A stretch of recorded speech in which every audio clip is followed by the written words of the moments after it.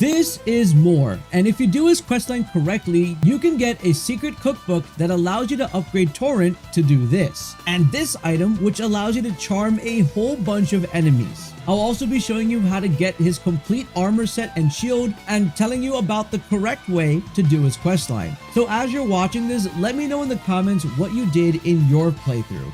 So let's start off when you first meet Moore. You'll meet Moore all the way at the Site of Grace located at the main gate cross, the one that comes right before Belurat Tower. Now at first when you talk to Moore, he'll just seem like a regular shopkeeper and has all his wares in stock right over here when you're talking to him. But there's a lot more to Moore. See what I did there? And we'll be going over this later in the video, but please don't progress too far in the game towards Shadowkeep or towards the right of the map where Miquella's ruin will be broken, because that's going to change up what we're going to talk about. But I will touch on what happens after that. Now I do want to point out a side interaction that happens with Moore and another NPC named Thiollier, where you meet Moore for the first time and then you meet Thiollier, and then if you go tell Moore that you met Thiollier, Moore gives you a black syrup that you end up giving to Thiollier, and Thiollier then gives you another item that you can use in a dragon questline. If you want to know more about Thiollier or this dragon questline, I'm going to link those two videos down in the description below so we don't get sidetracked and we continue on with Moore.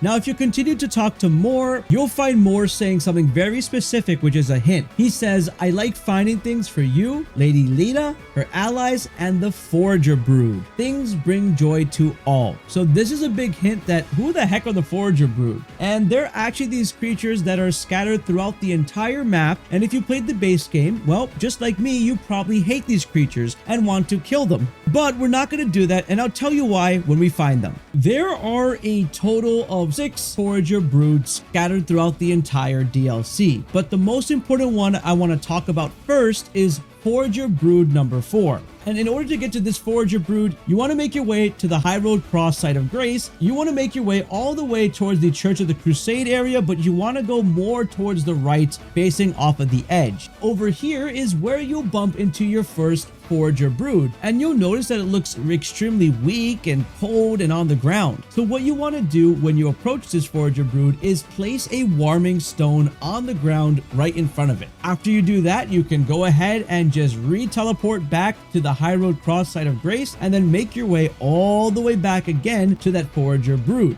When you do that, the Forager Brood will give you Forager Brood Cookbook 4. That's why we call this Forager Brood number 4. Now, after you're done with this, you're going to want to return all the way back to Moore at the main gate cross. When you talk to Moore at the main gate cross, he'll find out about the good deed that you have done for that Forager Brood, and he'll give you the Forager Brood Cookbook number 7, which provides the secret items we mentioned at the intro of this video. From the Forager Cookbook 7, you'll be able to craft a Spirit Resin that you can use on Torrent to make Torrent do the following. Basically, it's an attack move that gives Torrent an extra boost. And you'll get the Charming Branch, which is an upgraded version of an item previously in the game that instead of charming one enemy, charms a bunch of enemies, and you could use this to your advantage when you find a bunch of enemies in an area. Now, in case the invasive thoughts take over your brain to murder any of these Forager Broods, if you do attack them, what will typically happen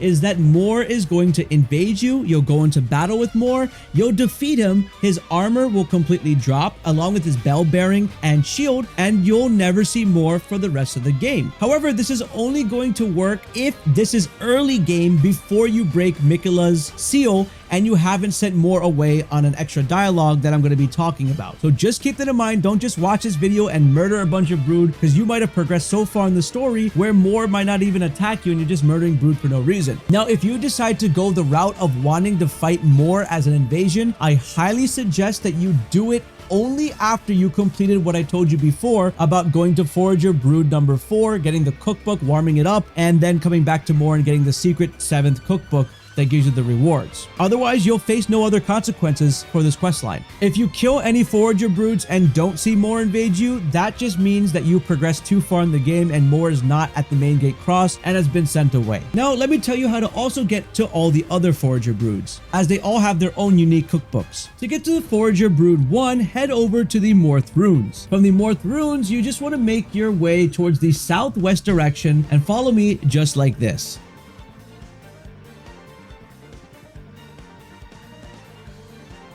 and then you'll see the Forager Brood. If you want to make sure you're in the right spot, here's my map showing exactly where I am.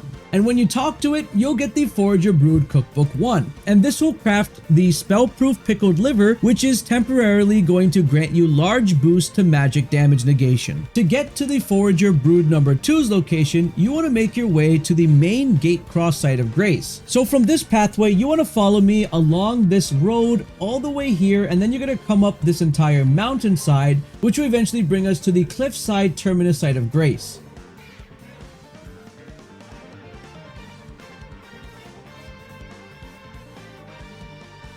From this side of Grace, just follow me as we head in this direction.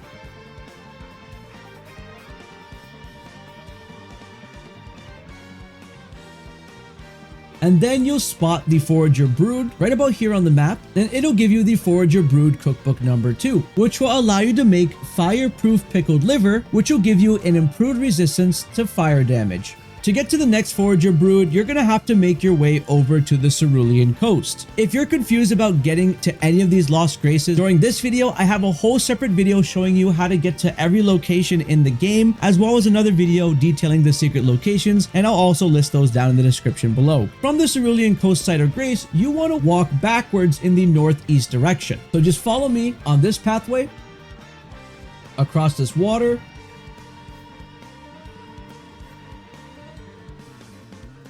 where you start to see a lot of lightning. And eventually you'll come across the Forager Brood number 3, who will give you the Forager Brooded Cookbook number 3 that allows you to craft a lightning proof pickled liver, which will grant you a large boost of lightning damage negation. Now we already talked about number 4, but this one will just give you a holy proof pickled liver, which will improve resistance to holy damage. To get to Forager Brood number 5, you just have to go from the Moore Ruin side of Grace and follow me in this direction as we head north. Go past these worms in the water, through this cave. And once you arrive in the poison area, you want to stay towards the right side on the edges. And eventually when you drop down to the lower level, that's when you'll spot the Forager Brood number 5, who will give you Forager Brood Cookbook number 5, which is going to let you craft the opaline pickled liver that'll give you improved resistance to non-physical damage. To get Forager Brood number 6, you want to make your way all the way towards the Church District High Road. And from here, you're just going to follow me in this direction, which is going to be northwest. Climb up these rocks.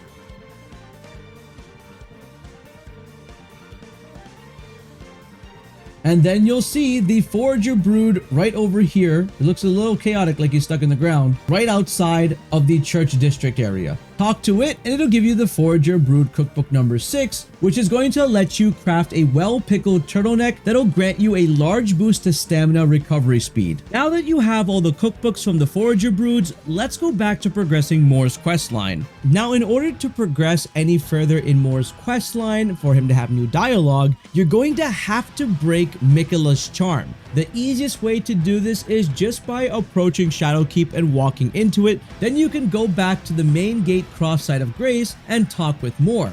I also want to mention, before you do this, make sure to exhaust all dialogue options with almost every single NPC like Hornset, Freya, Ansbach, and Leda, and I'll have a separate video on my channel for their quest line, so subscribe for that. When you talk to Moore after the charm is broken, Moore is going to present to you 2 options in dialogue. 1 is put it behind you, and 2 is remain sad forever. If you select put it behind you, which means you're a very nice person, what's going to happen is the next time you reload at the site of Grace right in front of Moore, he won't be there. In fact, he'll just leave this main gate cross site of Grace and you won't see him until the end game. But if you want to know exactly what happens after you burn the sealing tree at the Church of St. Bud and you go through Enter Ilum, you'll then face off against Needlelight Leda and all of her allies in this fight. And Moore is also one of the people that you'll be fighting, unfortunately. And when he dies in this area, well, that's when you're going to be able to pick up all his gear and his bell bearing. So just be aware that option makes Moore an enemy later on. Now, if you pick the remain sad forever option, which means you're a very mean person, but he'll say goodbye to you, and when you reload in the area, he will no longer be at the main gate cross site of Grace. Now what's interesting is you'll actually find his body at the exact same location where we found Forager Brood number 4, who was the one that we were nice to with the warming stone. Over there you'll find Moore's body, he'll be dead, and you can loot it to get Moore's bell bearing, his great shield, and his entire armor set. The good part about this is you won't have to fight Moore later in a very complicated fight against a bunch of the NPCs, so it'll make the fight easier later on. Let me know in the comments which options you chose for your Moore questline, and if you're going to do anything different on your next playthrough, and check out this video that's on your screen right now because you may not have known about this.